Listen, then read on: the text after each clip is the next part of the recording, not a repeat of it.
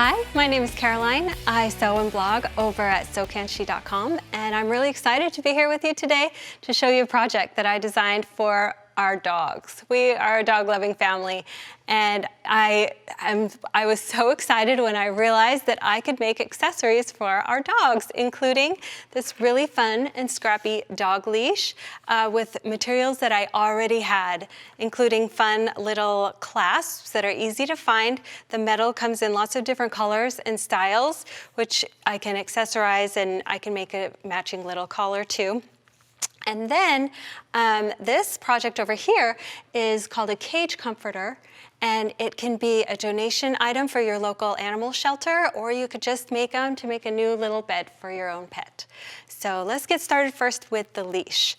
This leash is 5/8 of an inch wide, the way I made it here, and it is 7 feet long. Well, 6 feet long. The leash is 6 feet long. So what I need to start with is I'm going to start with 2.5-inch strips, and you can cut them any length that you want as long as they're all the same 2.5 inches wide.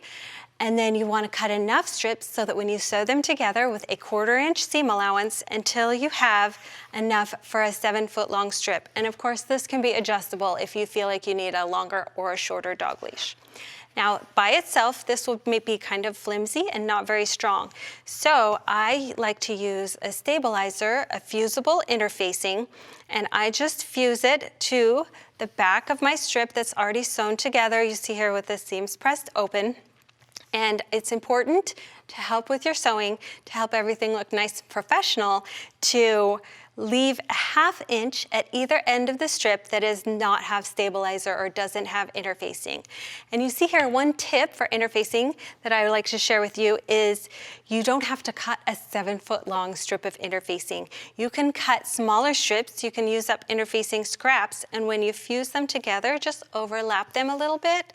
And so you just cut your interfacing, fuse it on until it's all interfaced except for 1/2 inch at either end. And I'd like to note here that this is a fusible woven interfacing. If you have a fusible non-woven interfacing, that's just fine too. You can use whatever you have and just kind of customize it to your pup.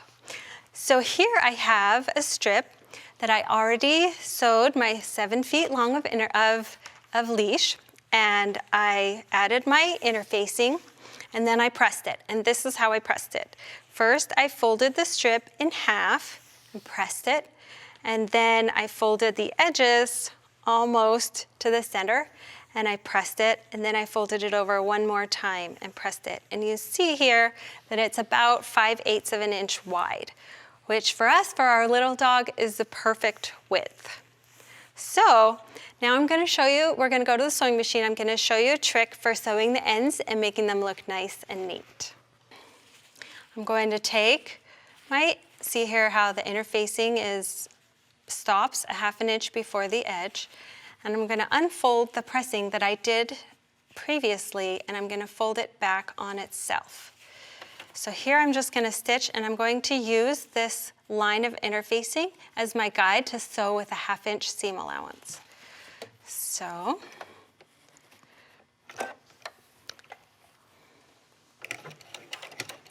I'll back stitch.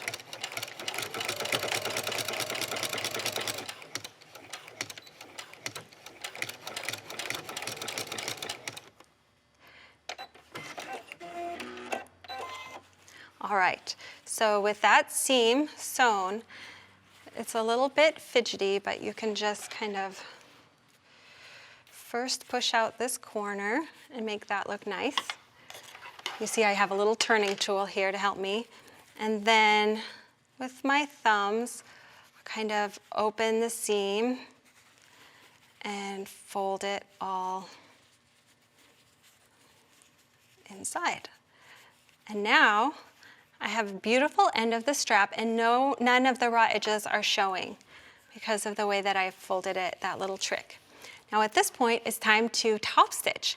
And so I have this sewing machine set up with some heavy duty thread, and it's at a stitch length of about 3, which is a little bit longer than usual, but I like that. I think it's pretty for top stitching. The top stitching is approximately 1/8 of an inch from the edge, and it's just all the way around in a big long circle.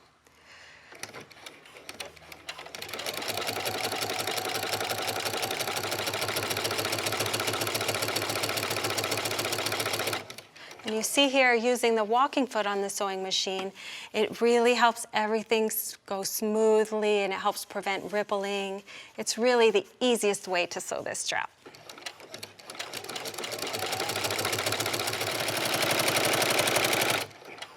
Now when you get to the end, here's my pretty corner. I'm just going to sew to here, pivot with the needle down, here, pivot, and back up the other side.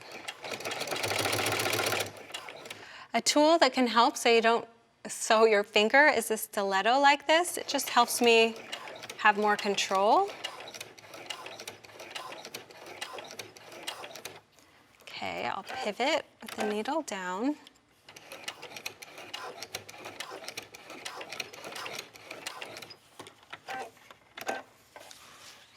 And then all the way down the other side.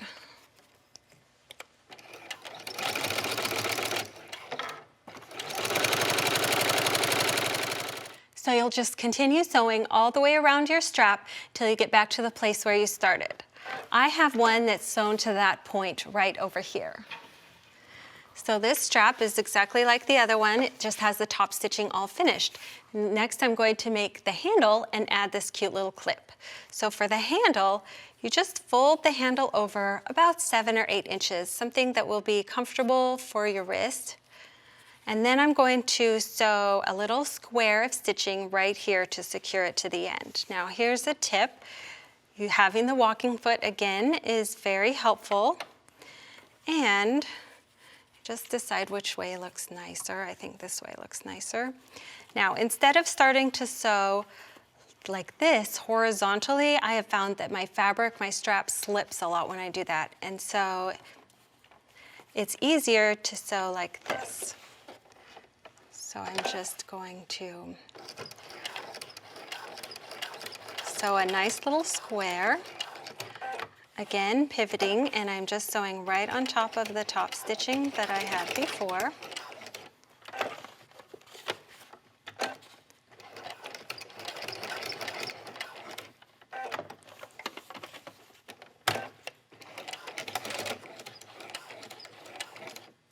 And I'll backstitch.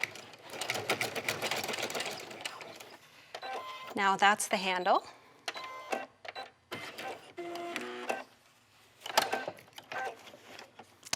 Now, of course, I would trim the threads there. Now on the other end, you want to add your little clip. These clips are fun to sew. Just add it on. Now, one little tip. I'm going to fold it over a nice generous amount so that this bulky part right here doesn't get in the way of my sewing machine foot. So we're just going to sew this on with a little square the same way.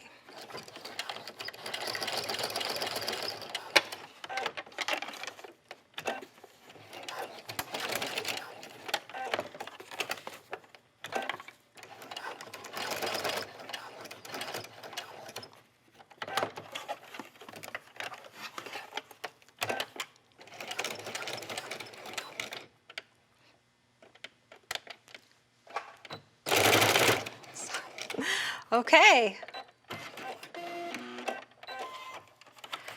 And the cute little dog leash is done.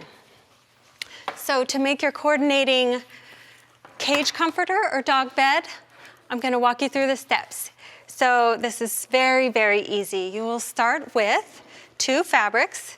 Okay, about 15 by 20 inches are good, or whatever your shelter likes, and place your 2 fabrics. These are coordinating fabrics again from the same collection. Place them right sides together and sew around 3 sides just like a pillowcase.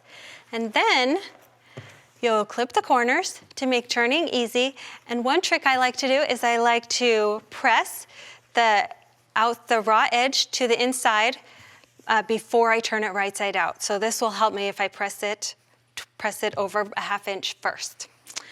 And then I'll turn it right side out, and place a scrap of batting on the inside. This is some ultra high loft batting that will make a nice cushy dog bed, but really the shelters will take anything. You can use thin cotton batting, whatever you have left over. So you'll place the batting, smooth it all out on the inside, and then you will just, with it all, just tuck it inside. And just to make this easy on myself, I'll pin these edges.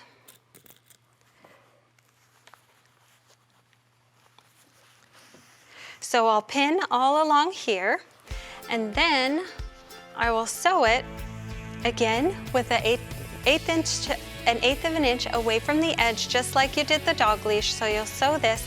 And then one fun thing that I like to add is I like to add some quilting. So again, using the walking foot, I just quilt a little bit around the bed to help everything hold together and look great.